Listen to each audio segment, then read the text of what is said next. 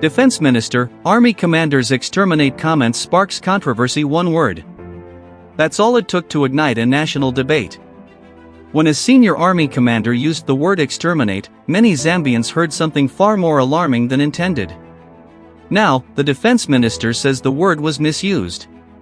But was it simply poor language, or something deeper? Good day, viewers. Welcome to another edition of InspirAfrica Official. I'm Nakash. I hope you're all having a wonderful week so far. Today, we're diving into a story that has sent shockwaves through military circles and ignited a firestorm of controversy across the nation. Our lead story, a single word. 9 letters. Exterminate. Picture this, the highest echelons of military command. A room filled with officers sworn to protect and serve. And then, a word that echoes with the darkest chapters of human history, uttered not by an enemy combatant, not in the fog of war, but by a commanding officer in what should have been a professional setting. What drives a military leader to use language that conjures images of genocide? What happens when the very guardians of national security deploy rhetoric that threatens the foundations of democratic civil-military relations? Is this merely a case of poor word choice under pressure? Or does it reveal something far more sinister lurking beneath the surface of military culture?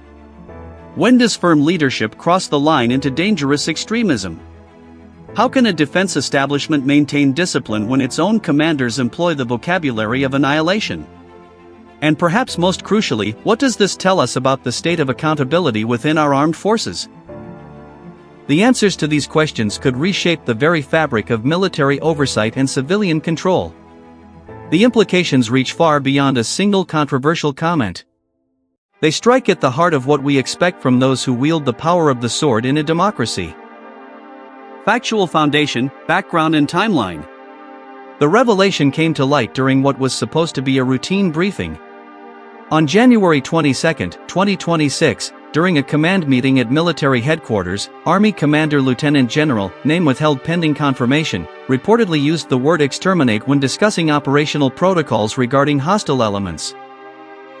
The comment was initially made in a closed-door session attended by approximately 15 senior military officers and 3 civilian defense ministry officials.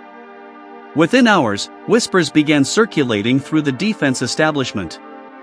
By the evening of January 22, at least 2 officers present at the meeting had reportedly expressed concerns to their immediate superiors about the inflammatory nature of the language used. The first public indication that something was amiss came on January 23, when an anonymous source within the Defense Ministry leaked a summary of the meeting minutes to investigative journalists. The leak specifically highlighted the Army commander's use of what the source described as genocidal terminology. By January 24, the story had broken wide open. Opposition members of the Parliamentary Defense Committee demanded immediate clarification. Human rights organizations issued statements expressing alarm.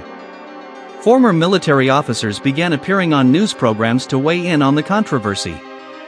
The Defense Minister's office initially declined to comment, issuing only a terse statement acknowledging that they were aware of reports regarding internal military discussions and were reviewing the matter internally. Then, on January 25, 3 days after the initial incident, the defense minister himself stepped forward to address the growing firestorm. Direct evidence, quotes and testimony. During a hastily arranged press conference, Defense Minister, name, attempted to provide context and, to some degree, defend his army commander while also acknowledging the seriousness of the language used. The Defense Minister stated, "I want to be absolutely clear about what transpired during the January 22 command briefing. The Army commander was discussing protocols for dealing with confirmed terrorist cells that pose an immediate and lethal threat to civilian populations. In that context, he used the word exterminate when referring to neutralizing these specific threats." When pressed by reporters, the exchange went as follows. Reporter, Minister, are you saying the use of the word exterminate was appropriate? Defense Minister, I'm saying that context matters. This wasn't a general policy statement about any population group. This was about active terrorist combatants who are. Reporter, but Minister, surely you understand the historical weight of that particular word? Defense Minister, of course I understand. Of course I do. And I've spoken directly with the Army commander about the choice of language. He recognizes that it was poorly chosen. But I want to emphasize, and this is crucial, there is absolutely no policy, no directive, nothing whatsoever that suggests anything other than full compliance with international humanitarian law and the laws of armed conflict. Reporter, have you requested the commander's resignation? Defense Minister, no. No, I have not. The commander has an exemplary record spanning 3 decades of service. This was a linguistic misstep in a high-pressure operational discussion, not a reflection of his character or his commitment to lawful military conduct. One of the officers present at the original meeting, speaking on condition of anonymity, provided a different perspective to media outlets. When he said it, there was this moment of silence in the room. You could feel the tension immediately. Some of us exchanged glances. It wasn't just the word itself. It was the vehemence with which it was delivered. It felt excessive. Beyond what the situation called for, you know? A human rights advocate from the National Civil Liberties Union stated in a televised interview. Words matter. They especially matter when they come from individuals with the power to order lethal force. Exterminate is not military terminology. It's not found in any rules of engagement. It's the language of dehumanization, of viewing the enemy as vermin to be eradicated rather than as human beings, even if they are combatants who retain certain rights under international law. Deeper analysis, implications and reactions. The controversy has opened up several critical lines of inquiry about military culture, civilian oversight, and the boundaries of acceptable command language. Opposition parliamentarians have seized upon the incident as evidence of insufficient civilian control over the armed forces. The shadow defense minister released a statement declaring, "This incident raises serious questions about the training, the mindset, and the culture within our military leadership. We cannot have commanders who think and speak in terms of extermination.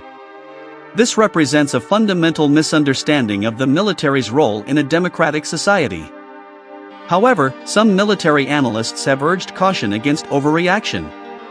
Retired Major General Patricia Okonkwo argued in an editorial, "While the language was undoubtedly inappropriate, we must be careful not to lose sight of the immense pressures our military commanders operate under. The real question is whether this represents a pattern of concerning behavior or an isolated incident of poor judgment." Legal experts have pointed out that while the comment itself doesn't violate any specific military code, it could potentially create problems if operational orders reflecting such language were ever issued.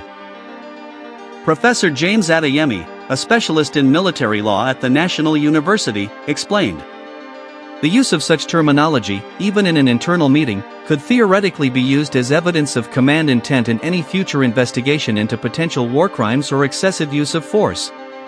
It creates a documentation trail that could prove highly problematic."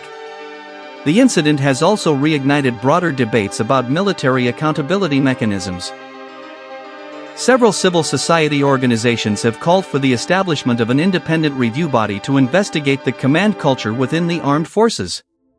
There remain significant unresolved questions. Will there be any formal disciplinary action? Has this language been used in other contexts that haven't come to light? What training protocols exist to prevent such rhetoric? And fundamentally, can the defense minister's defense of the commander withstand sustained scrutiny, or will political pressure force a different outcome? The coming days and weeks will likely determine whether this moment represents a turning point in civil-military relations or becomes yet another controversy that fades from public consciousness without systemic change. And that's where we stand today with this developing story. A single word has ignited a national conversation about military leadership, accountability, and the language of warfare in a democratic society. Thank you so much for watching this edition of InspirAfrica Official. This is clearly a story with many layers, and I want to hear from you. What do you think? Was this simply poor word choice, or does it represent something more troubling? Should the Army commander face consequences? Does the defense minister's explanation hold water? Drop your thoughts in the comments below. I read every single one, and your perspectives help shape how we cover these crucial issues. We'll continue to follow this story closely and bring you updates as they develop. There's much more to uncover here, and you can count on us to stay on top of it. I'll be back tomorrow with more news, more analysis, and more of the stories that matter to our continent and our future. Until then, stay informed, stay engaged, and keep asking the tough questions. This is Nakash, signing off. Take care, everyone.